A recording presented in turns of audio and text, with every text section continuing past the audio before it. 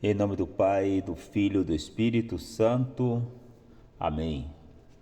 Sejam todos bem-vindos ao canal do Diácono Paulo Santos, onde é uma rica fonte de reflexões, ensinamentos e inspirações sobre a fé cristã e a vivência do Evangelho. Com a sabedoria e simplicidade, abordamos temas profundos das Escrituras, explicando passagens bíblicas e trazemos mensagens que fortalecem a espiritualidade e a caminhada com Deus. Se você busca crescer na fé e entender melhor a palavra de Deus, este canal foi feito para você. Olha, lembrando, meu irmão, não se esqueça de deixar o seu like, inscrever-se e compartilhar com seus amigos e ativar o sininho das notificações para que você não perca nenhum conteúdo novo. E nesse dia de hoje, nós estaremos refletindo sobre o Salmo 8. E o que são os salmos? Os salmos são uma coleção de cânticos, orações e poemas presentes na Bíblia, especialmente no Antigo Testamento, atribuídos principalmente ao rei Davi, mas também a outros autores. Eles expressam uma ampla gama de emoções humanas, com alegria, tristeza, gratidão, arrependimento e confiança. Os salmos servem para louvar, pedir ajuda, agradecer e meditar na presença de Deus, sendo usados tanto em rituais religiosos quanto na devoção pessoal. Salmo 8. O Salmo 8 é um canto de louvor a Deus que exalta ao ser o seu ser e a sua obra da criação. O estudo bíblico do Salmo 8 ainda revela que este salmo é profundamente teológico. Ele trata tanto da revelação geral de Deus, quanto na sua revelação especial, manifestada aos homens. Além disso, ele considera lado a lado a transcendência e a imanência de Deus. Outro fato notável sobre esse Salmo 8 é a sua citação do Novo Testamento, onde ele é aplicado exclusivo por Cristo e a Cristo. Por isso que, em certo sentido, esse salmo também é considerado um salmo messiânico. Então, assim, eu te convido, meu irmão e minha irmã, a pegar a Bíblia. E eu quero te convidar a você folhear as páginas dessa Bíblia que você tem aí. Vai lá no Salmo 8 e assim nós vamos ler e depois vamos partilhar, refletir sobre esse salmo, aonde ele vai dizer assim, logo no título: a glória do Criador nos esplendores da criação. Ao mestre de canto com a gitênia, Salmo de Davi. Ó Senhor nosso Deus, como é glorioso o vosso nome em toda a terra. Vossa majestade se estende triunfante por cima de todos os céus.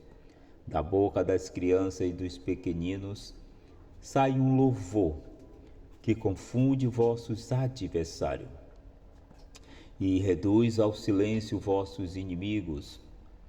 Quando contemplo o firmamento, obra de vossos dedos, a lua e as estrelas que lá fixastes.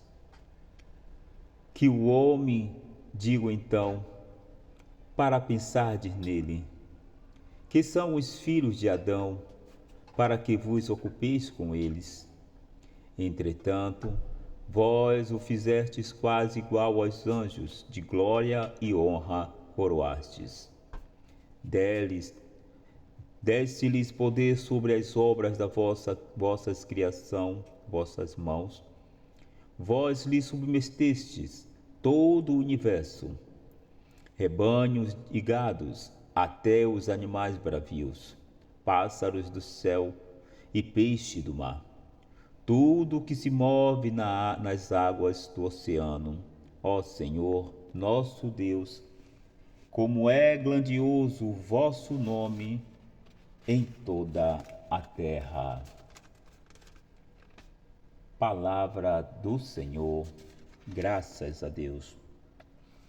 Então assim, meu irmão e minha irmã, aqui eu quero convidar você a ter um pouco de atenção para este Salmo 8. Vamos refletir, vamos entender um pouco sobre este Salmo. O Salmo 8, como seu título revela, é um Salmo de Davi. Mas não é possível assim dizer que em ocasião de sua vida, Davi escreveu este Salmo.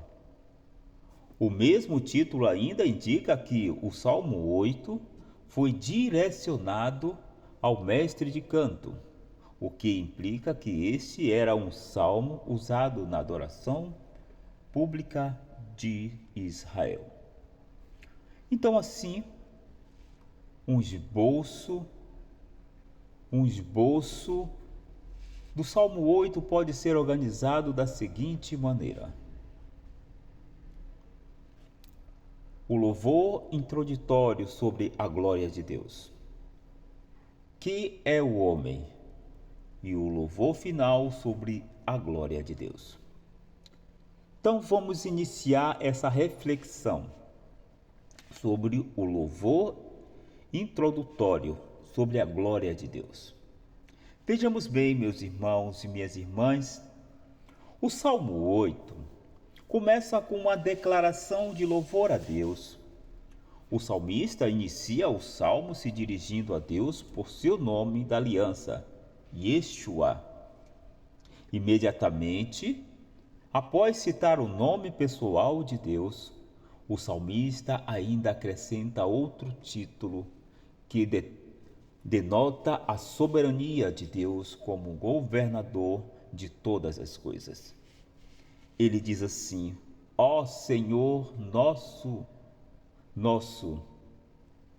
É interessante notar a forma como o salmista se refere a Deus de forma pessoal e íntima. O Deus da aliança é, sem dúvida, o seu Senhor. Então, assim, na sequência, o salmista exalta a grandeza de Deus. Quão magnífico em toda a terra é o teu nome, pois expulsastes nos céus a tua majestade.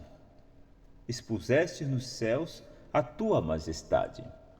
Então, assim, dá para perceber que neste salmo, nesse versículo, nesse verso, meus irmãos, o salmista vai falar da revelação geral de Deus na natureza.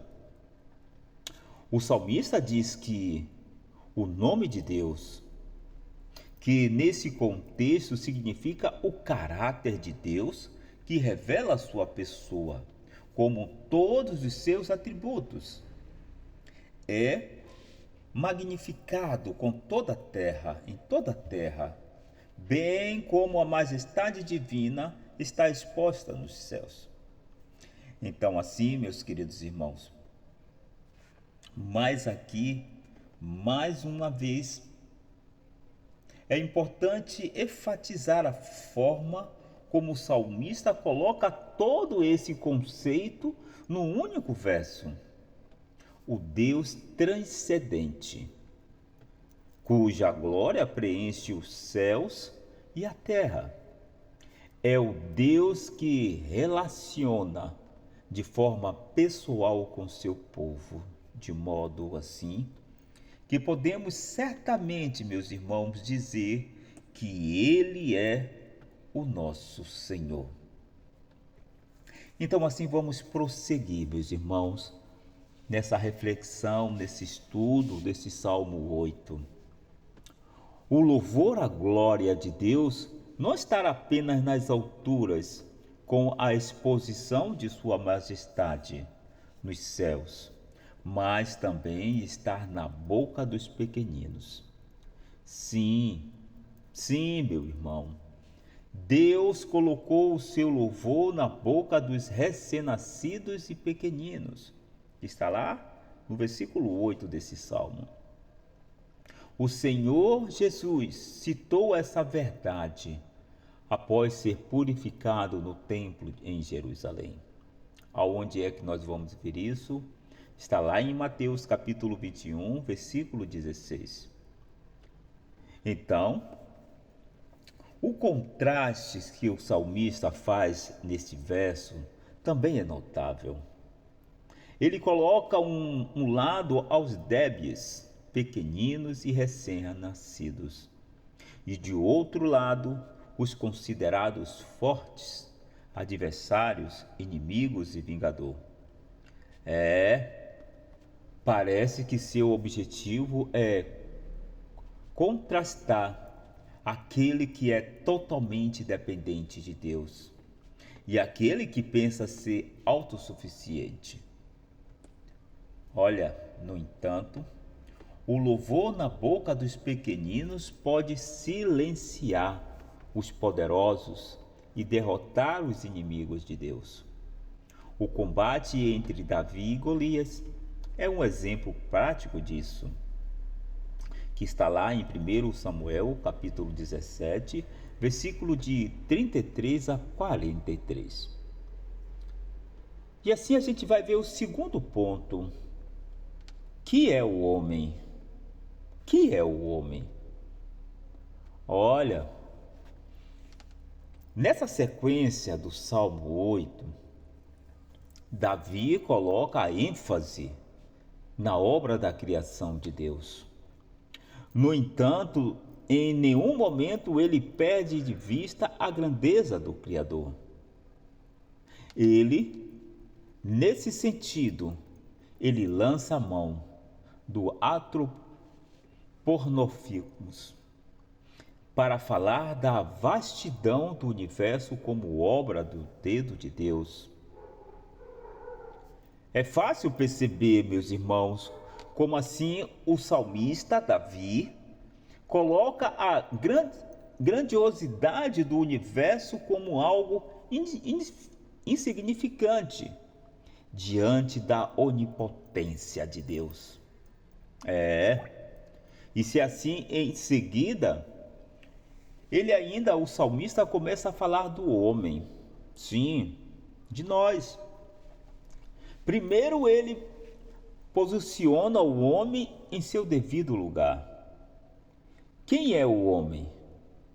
Que daquele te lembras. E o filho do homem, com que fizestes. Obviamente, meu irmão, minha irmã, vejamos bem. O salmista está se referindo à fragilidade e à transitoriedade dos seres humanos diante da majestade de Deus. Porque se nós formos ver, nós diante de Deus não somos nada. Porém, o salmista também testifica a respeito da posição destacada e dominante que graciosamente Deus concedeu ao homem no reino da criação. Está lá do versículo 5 a 8 deste salmo. Então, por isso ele escreve: fizeste-o, no entanto, por um pouco menos do que Deus, e de glória, de honra o coroastes. Depois, assim, o salmista ainda destaca como Deus deu ao homem o governo das coisas criadas. Está lá, versículo 6 a 8 deste salmo. Então, sem dúvida, o verso 5 é aquele que concentra os maiores debates interpretativos do Salmo 8. E isso porque, meu irmão, o substantivo Deus traduz no hebraico Elohim. Sem dúvida, Deus é o significado mais comum dessa palavra no contextos bíblicos. Porém, num sentido mais genérico, ela também pode significar seres divinos, como anjos.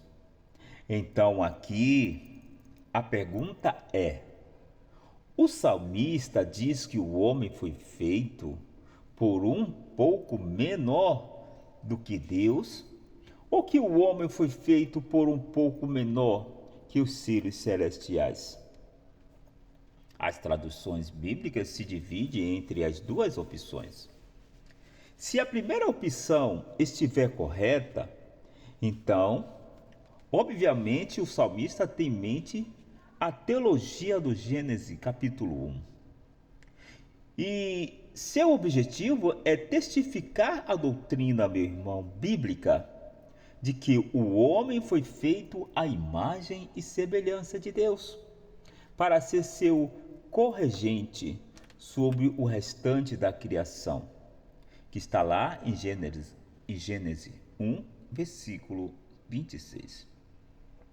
Inclusive, essa tradução se harmoniza bem aos versículos seguintes do Salmo 8, que está lá, versículos 6 a 8.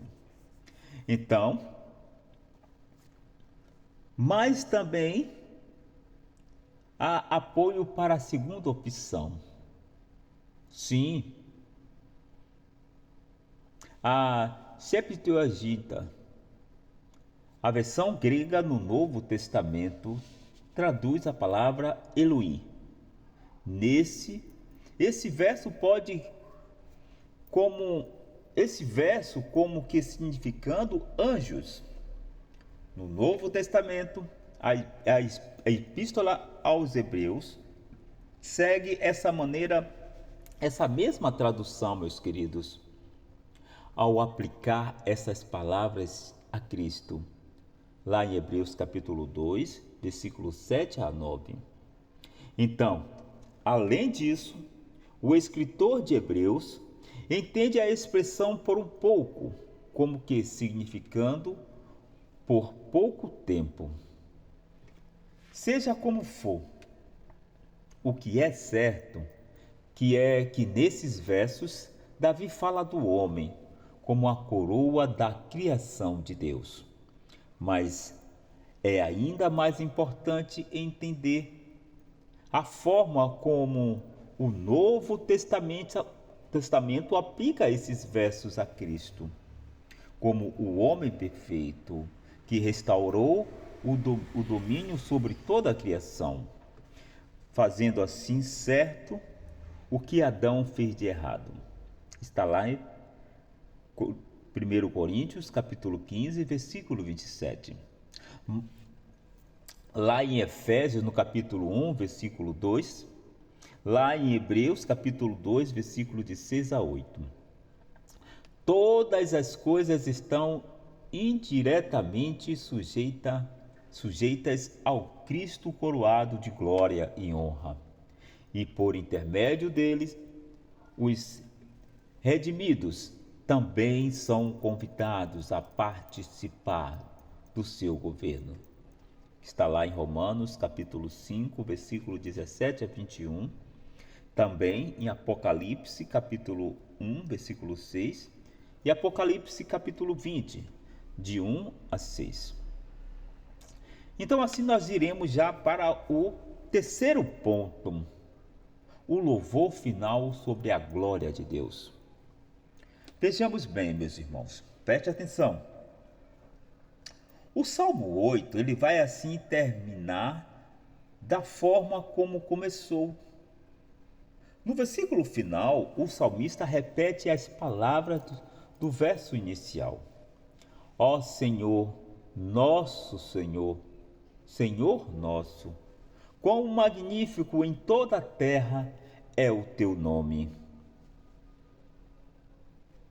Embora esse último verso repita o primeiro, então é possível que, ao se deparar com ele, após passar pelos versos anteriores, o leitor consiga perceber de forma ainda mais apurada em relação à sua leitura do primeiro verso. Então, o profundo significado de suas palavras. O homem é a coroa da criação de Deus, mas, por mais nobre e digno que possa ser o seu lugar como corregente de Deus neste mundo, sua posição mais importante é como servo e adorador que se curva diante da majestade do seu Criador. A verdadeira grandeza do homem está em conhecer a Deus e poder se relacionar com Ele. E isto o Salmo 8 deixa muito bem claro. Então, assim, meus queridos irmãos, minhas queridas irmãs, eu espero que este salmo de hoje possa engrandecer a nossa fé. Que essa reflexão de hoje desse Salmo 8 possa nos dar a entender a grandeza de Deus em nossas vidas. Que Deus nos abençoe e nos guarde e nos mostre a sua face e que possa compadecer de cada um de nós. Que Deus nos abençoe, Ele que é Pai, Filho e Espírito Santo. Amém. Fiquemos na paz do Senhor nesse dia de hoje. Amém.